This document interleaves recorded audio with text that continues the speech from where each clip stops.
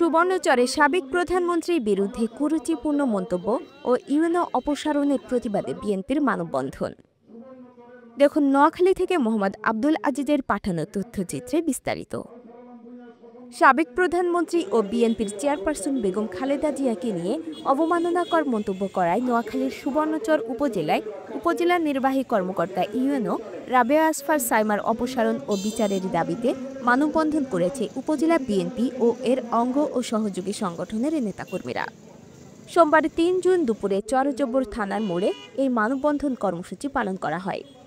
এতে বিভিন্ন ইউনিয়ন থেকে বিএনপি ও সহযোগী সংগঠনের শত শত নেতাকর্মী অংশ নেন। মানববন্ধনে বক্তব্য রাখেন নোয়াখালী জেলা বিএনপির সদস্য এনায়েতুল্লাহ বাবুল ও নুরুল ইসলাম আজাদ সহ স্থানীয় নেতৃবৃন্দ। তারা বলেন, একজন সরকারি কর্মকর্তার কাছ থেকে এমন কটূক্তি কোনোভাবে মেনে নেওয়া যায় না। সাবেক প্রধানমন্ত্রীকে নিয়ে কুরুচিপূর্ণ ও রাজনৈতিকভাবে উদ্দেশ্য প্রণোদিত মন্তব্য করে ইউএনও নিজের সীমা লঙ্ঘন করেছেন।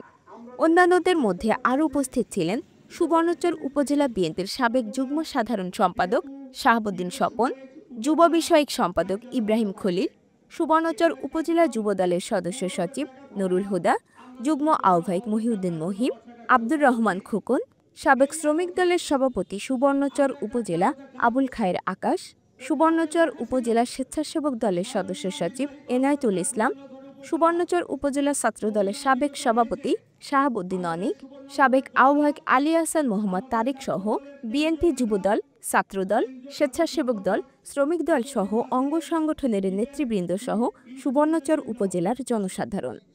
বক্তারা আরও বলেন, ঈদের পরে একটি সাংগঠনিক পুনর্মিলনী অনুষ্ঠানের জন্য উপজেলা হলরুম ব্যবহারের অনুমতির জন্য লিখিতভাবে আবেদন করা হলেও ইউএনও অনুমতি না দিয়ে কটাক্ষ করে বলেন, বেগম খালেদা জিয়াকে বলুন অনুমতি দিতে, উনি যদি প্রধানমন্ত্রী হন তখন আসবেন অনুমতি নিতে। এমন মন্তব্যে নেতাকর্মীদের মধ্যে তীব্র ক্ষোভের সৃষ্টি হয়। মানববন্ধনে অবিলম্বে ইউএনও রাবেয়া আসফার সাইমার অপসারণ ও তার বিরুদ্ধে প্রশাসনিক ব্যবস্থা নেওয়ার দাবি জানানো হয়। অন্যথায় বৃহত্তর আন্দোলনের হুঁশিয়ারি দেন বক্তারা। ওনার কাছে গেলাম, এখানে আমাদের সুবর্ণচরের 8টা ইউনিয়নের তহসিলদার বসা ছিল, এসিএম মহোদয় বসা ছিলেন। আমি আর আমাদের নেতা আজাদ গেছি, দেখি ওনার ঝামেলা হচ্ছে। আমরা অনেকক্ষণ বসার পরে ডাক পাইয়ে আমরা আমাদের চিঠিটা ওনার টেবিলের সামনে রাখছি। ওনার সিএর মাধ্যমে সিএ আমাদেরকে একটা রিসিভিং কপি দিয়ে দিয়েছেন। একটু পরে উনি ডাকলেন, ডাকার পরে আমি গেলাম, আমি ওনার পাশে দাঁড়ালাম। উনি বললেন এখানে অনুমতি দেওয়া যাবে না, যেটা আপনাদের মুখে শুনছে। কেন ম্যাডাম? আমরা তো রাজনীতি সরকার করা, রাজনীতির কোনো এজেন্ডা নাই, রাজনীতির কোনো ব্যানার ব্যবহৃত হবে না এখানে দলীয়ভাবে। শুধু আমাদের একটা গর্ব না, সে আসবে, সে শুধু কিনে করবে, তো তাও আমি দিতে পারবো না।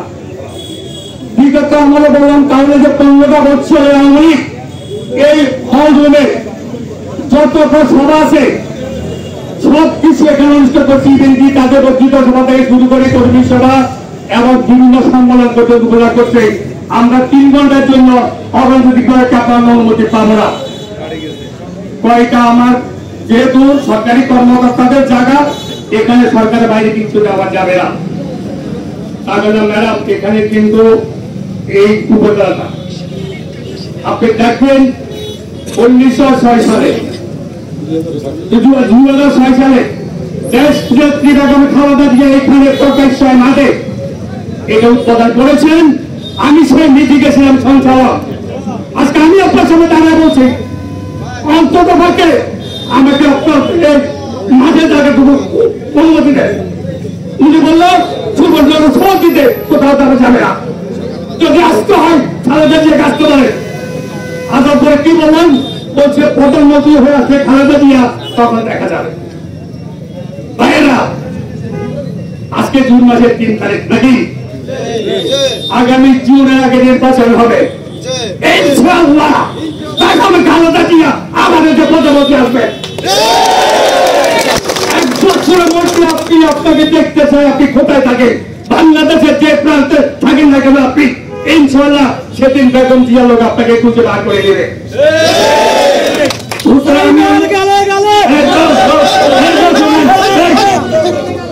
আমার কাছে আমরা বেশি দেখলাম উনি মাঠ বরাদ্দ করবেন না, হাউসগুলো দেবেন না, স্তব্ধ আমাদেরকে ফাঁকা রেখলো। আকরাম তহসিলদার এসেছিলেন সাহেব আমার মুখের থেকে।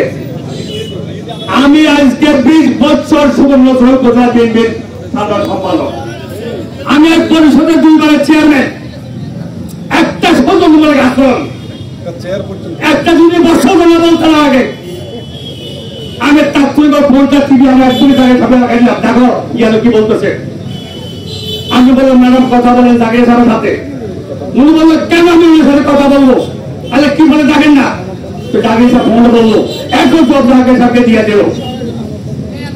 এরপর আমরা বাড়ি চলে আসলাম, জাগিয়ে সাহেব বললো আমি এখনই ওসিকে ডিসি সাহেবকে বলতেছি। ডিসি সাহেব বললেন, ডিসি সাহেব বললো আপনারা বিকাল পর্যন্ত আগে একটু সময় দেন। আমরা সারা বিকেল অপেক্ষা করলাম, রাত্রে ছিলেন আমার কাছে ফোন দিল। উনি বলছে ভাই আমরা যারা বুঝেছিলাম আমরা সবাই দুঃখিত, উনি কোনোভাবে এবারে খালেদা জিয়ার নামটা মুখে আনা উচিত ছিল না। উনি প্রশাসনিক ভাবে না দিতে পারতো, আমার আপত্তি ছিল না। উনি দায়িত্ব দিতে পারেন, নাও দিতে পারেন, কিন্তু যিনি বাংলাদেশে 18 কোটি মানুষের ইনভেস্ট করল, তিনি 3 বারের প্রধানমন্ত্রী, 3 বারের প্রধানমন্ত্রী তাকে খালেদা জিয়া, এই মাঠ এই আজকে যে সিংহাসনে বসে আছেন এটা বেগম খালেদা জিয়ার হাতে তৈরি। ওনারই নিঃসৃষ্টি, ওনারই জায়গাতে, ওনারই অবদানে আজকে ওনার কর্মীরা ওনার সাথে ন্যূনতম একটা মূল্য হয়নি।